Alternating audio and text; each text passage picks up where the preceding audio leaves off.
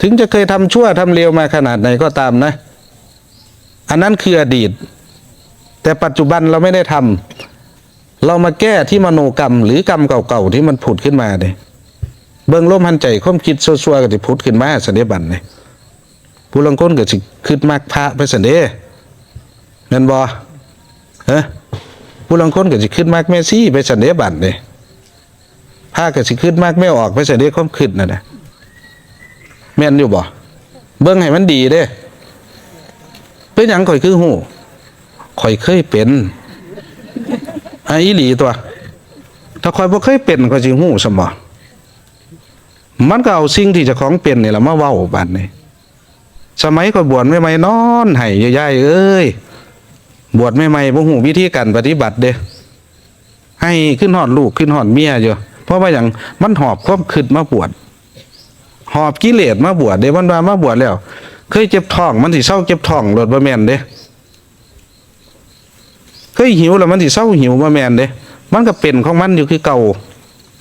เพียงแต่ว่าหยังบัดให้เฮาฮู้ทันมันเท่านั้นเองชาติแท้ฝนตกใหม่แห้งคักบัดนี่เคยตุ่มผ้าห่มน้ำกันก็ไม่ออก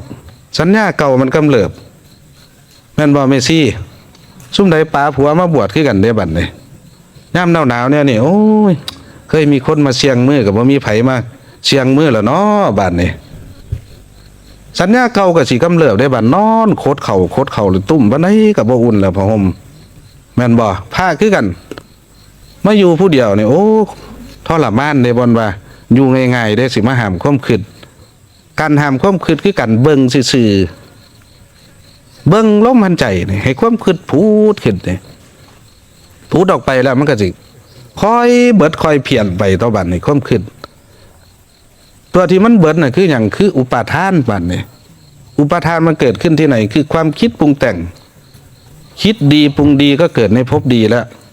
ก็ยังเกิดอยู่ก็ยังไม่เที่ยงอยู่ความคิดดีพูดขึ้นมาก็อย่าไปเอาได้ย่ายเอ๋ย